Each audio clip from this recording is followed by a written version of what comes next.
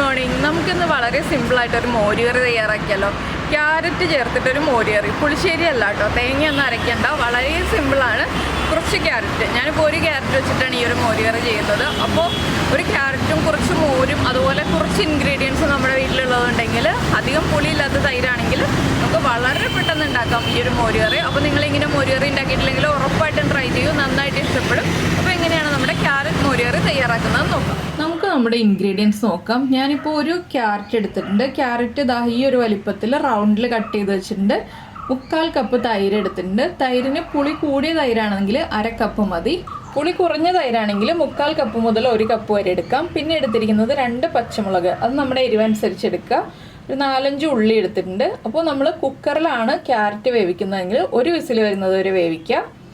നമ്മൾ ചട്ടിയിലാണ് വേവിക്കുന്നതെങ്കിൽ എന്തൊക്കെയാണ് ചേർക്കേണ്ടതെന്ന് ഞാനിപ്പോൾ പറയാം. നമുക്ക് ക്യാരറ്റ് വേവിക്കാനുള്ള കാര്യങ്ങളൊക്കെ നോക്കാം. അപ്പോൾ നമ്മൾ ചട്ടിയിലേക്ക് ക്യാരറ്റ് ഇട്ട് കൊടുത്തിട്ടുണ്ട്. ഇതിലേക്ക് നമുക്ക് 2 പച്ചമുളക് ഒന്ന് സ്പ്ലിറ്റ് ചെയ്തിട്ട് ഇട്ട് കൊടുക്കാം. അതുപോലെ തന്നെ 1/2 ടീസ്പൂൺ മഞ്ഞൾപ്പൊടി, ഒരു 1/4 ടീസ്പൂൺ എരിവുള്ള മുളക് പൊടി, ക്യാരറ്റ് വേവാൻ ആവശ്യമായ വെള്ളം, ഒരു 1/4 കപ്പ് വെള്ളം. ഇനി നമുക്ക് ക്യാരറ്റ് വെന്ത് വന്നിട്ടേ ബാക്കി പരിപാടിയുള്ളൂ. ക്യാരറ്റ് ഒന്ന് വെന്ത് വരട്ടെ. നമ്മുടെ ക്യാരറ്റ് കുക്കായി വന്നിട്ടുണ്ട്. അപ്പോൾ ഞാൻ ഇതിലേക്ക് ആദ്യം ചേർക്കുന്നത്, നമ്മുടെ മിക്സിയുടെ ജാറിൽ ഞാൻ തൈര് കട്ട ഉടച്ചൊന്ന് എടുത്തിട്ടുണ്ട്, ഒന്ന് പൾസ് ചെയ്തെടുത്തിട്ടുണ്ട്. അതേ ജാറിലേക്ക് തന്നെ ഒരു 1/4 കപ്പ് വെള്ളം ചേർത്ത് ഒന്ന് കറക്കി എടുത്തിട്ടുണ്ട്. അതാണ് തൈരിലേക്ക് ആദ്യം ചേർക്കുന്നത്. ക്യാരറ്റിലേക്ക് ആദ്യം ചേർക്കുന്നത്. എന്താണെന്ന് വെച്ചാൽ തൈര് ആദ്യമേ ചേർത്തിട്ടുണ്ടെങ്കിൽ തൈര് പിരിഞ്ഞു പോകും. അപ്പോൾ ക്യാരറ്റിലേക്ക് ആ തൈര് ഉടച്ച മിക്സിയുടെ ജാറിൽ കുറച്ച് വെള്ളം ചേർത്തു. ഇനി ഇതൊന്ന് തിളയ്ക്കണം. അപ്പോൾ ഞാനൊരു 5-6 കറിവേപ്പിലയും ചേർത്തു. ക്യാരറ്റ് ഹാഫ് കുക്കായപ്പോൾ കുറച്ച് ഉപ്പും ചേർത്തു കേട്ടോ. ഇനി ഇതൊന്ന് നന്നായിട്ട് തിളച്ച് വരുമ്പോൾ നമുക്ക് ഫ്ലെയിം ഓഫ് ചെയ്ത് കൊടുക്കാം. അപ്പോൾ തൈര് ചേർത്തിട്ട് തിളയ്ക്കരുത്. തൈര് ചേർത്ത് തിളച്ചിട്ടുണ്ടെങ്കിൽ തൈര് പിരിയും. അതുകൊണ്ടാണ് നമ്മളിങ്ങനെ വെള്ളം ചേർത്തിട്ട് തിളപ്പിച്ച് അതൊന്ന് കുക്ക് ചെയ്തെടുക്കുന്നത്. വെള്ളത്തിൻ്റെ ആ ഒരു പച്ചവെള്ളത്തിൻ്റെ ചുവ വരരുതല്ലോ. അത് നന്നായിട്ടൊന്ന് തിളപ്പിച്ചെടുക്കുക. ഇപ്പോൾ ഇനി ഉപ്പൊക്കെ ചെക്ക് ചെയ്യുക. ഉപ്പ് കുറവാണെങ്കിൽ ഉപ്പ് ചേർത്ത് കൊടുക്കുക. പിന്നെ ഈ ഒരു മോരുകറിയിൽ നമ്മൾ ഒരു സ്പെഷ്യൽ ഇൻഗ്രീഡിയൻറ്റ് ചേർക്കുന്നുണ്ട്. അതെന്താണെന്ന് വെച്ചിട്ടുണ്ടെങ്കിൽ കുറച്ച് കായപ്പൊടിയാണ്. സാധാരണ നമ്മൾ മോരുകറിയിൽ ചേർക്കാത്തൊരു ഇൻഗ്രീഡിയൻ്റ് ആണ്. നമ്മൾ ഉലുവപ്പൊടി ചേർക്കാറുണ്ട്, പക്ഷേ കായപ്പൊടി ചേർക്കാറില്ല. അതെന്താണെന്ന് വെച്ചാൽ ആ ഒരു കായപ്പൊടി ചേർത്ത് മോരുകറി ഉണ്ടാക്കുമ്പോൾ ഒരു സ്പെഷ്യൽ ടേസ്റ്റ് ആണ് കേട്ടോ. അപ്പോൾ നിങ്ങൾ അതുപോലെ മോരുകറി ഉണ്ടാക്കിയിട്ടില്ലെങ്കിൽ കായപ്പൊടിയും കൂടി ചേർത്തിട്ട് മോരുകറി ഉണ്ടാക്കുക. ഒരു പ്രത്യേക ടേസ്റ്റ് വരും, പക്ഷെ ഒരുപാട് കായപ്പൊടി ചേർക്കരുത്. ഇപ്പോൾ നമ്മുടെ കറി ഒന്ന് തിളച്ച് തുടങ്ങുന്നുണ്ട്. നമുക്ക് തിളച്ച് തുടങ്ങിയാൽ ഉടനെ തന്നെ ഫ്ലെയിം ഓഫ് ചെയ്യണം. മൺചട്ടിയാണ്, നല്ല ചൂടുണ്ട്. അപ്പോൾ ഇതാ തിളയ്ക്കുന്നു. ഞാൻ ഫ്ലെയിം ഓഫ് ചെയ്തു. ഇനി ഉപ്പൊക്കെ ചെക്ക് ചെയ്യട്ടെ. ഉപ്പും എരിവും എല്ലാം കറക്റ്റാണ്. ഇനി നമ്മൾ നന്നായിട്ട് ഇളക്കിക്കൊണ്ടിരുന്നിട്ട് നമ്മൾ ഉടച്ചു വെച്ചിരിക്കുന്ന തൈര്, അതായത് മിക്സിയിൽ ഒന്ന് പൾസ് ചെയ്തെടുത്തിരിക്കുന്ന തൈര് ചേർക്കുക. നന്നായിട്ട് ഇളക്കി കൊടുക്കണം കേട്ടോ. തൈര് പിരിയരുത്. അതുകൊണ്ടാണ് നമ്മൾ ആദ്യം തൈര് ഉടച്ച മിക്സിയിൽ വെള്ളം ചേർത്ത് കൊടുത്തത്. നന്നായിട്ട് ഇളക്കി മിക്സ് ചെയ്തതിന് ശേഷം നമുക്ക് ഈ ഒരു ബർണറിൽ നിന്ന് ഈ ചട്ടി മാറ്റി വെക്കാം. എന്താണെന്ന് വെച്ചാൽ സ്റ്റൗവിൻ്റെ ചൂടുകൊണ്ട് കറി തിളയ്ക്കാൻ സാധ്യതയുണ്ട്. ഇനി നമുക്ക് വറവിടാനുള്ള കാര്യങ്ങൾ നോക്കാം. വറവിടുമ്പോൾ കുറച്ച് കാര്യങ്ങളൊക്കെ ഇതിൽ ചേർക്കാനുണ്ട്. അപ്പോൾ ഞാൻ ചട്ടി മാറ്റി വയ്ക്കട്ടെ. അപ്പോൾ നമ്മൾ വറവിടാനായിട്ട് ഒരു പാനിലേക്ക് വെളിച്ചെണ്ണ ഒഴിച്ചിട്ടുണ്ട്. ഇതിലേക്ക് നമുക്ക് കടുക് ചേർത്ത് കൊടുക്കാം. 1 ടീസ്പൂൺ കടുക് ചേർക്കുന്നുണ്ട്. അതുപോലെ തന്നെ 10-20 ഉലുവ ചേർക്കുന്നുണ്ട്. പിന്നെ നമ്മൾ എടുത്ത് വെച്ചിരുന്ന ഉള്ളി ഉണ്ടല്ലോ, ആ ഉള്ളി ഞാൻ റൗണ്ടിൽ കട്ട് ചെയ്ത് വെച്ചിട്ടുണ്ട്. ആ ഉള്ളിയും കൂടി ചേർക്കുന്നുണ്ട്. ഉള്ളി ഇനി ഒന്ന് കുക്കായി വരട്ടെ.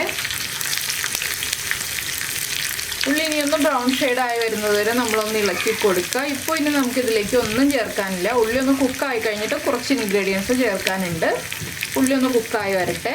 ഇപ്പോൾ നമ്മുടെ ഉള്ളിയുടെ കളറൊക്കെ ഒന്ന് മാറി തുടങ്ങിയിട്ടുണ്ട്. നമുക്കിതിലേക്ക് ഒരു 3 വറ്റൽമുളക് ചേർത്ത് കൊടുക്കാം. അതുപോലെ തന്നെ കുറച്ച് കറിവേപ്പില, ഒരു തണ്ട് കറിവേപ്പില, ഇത് രണ്ടും ചേർത്തിട്ട് നന്നായിട്ടൊന്ന് ഇളക്കി കൊടുക്കുക. ഇപ്പോൾ ഞാൻ ചെറിയ ബർണറിൽ ഹൈ ഫ്ലെയിമിലാണ് വെച്ചിരിക്കുന്നത്. ഇനി നമുക്ക് ഫ്ലെയിം കുറയ്ക്കാം. ഇതിലേക്ക് ഇനി നമുക്ക് കുറച്ച് കാര്യങ്ങളൊക്കെ ചേർക്കാനുണ്ട്. ആദ്യമേ ചേർക്കുന്നത് ഒരു 2 പിഞ്ച് കായപ്പൊടി, അതുപോലെ തന്നെ 2 പിഞ്ച് ഉലുവപ്പൊടി. ഇത് രണ്ടും ചേർത്ത് നന്നായിട്ടൊന്ന് ഇളക്കി ഈ കായപ്പൊടിയും ഉലുവപ്പൊടിയും ഒന്ന് കുക്കായി വരണം. ഇപ്പോൾ തന്നെ നല്ലൊരു മണം വരും കേട്ടോ.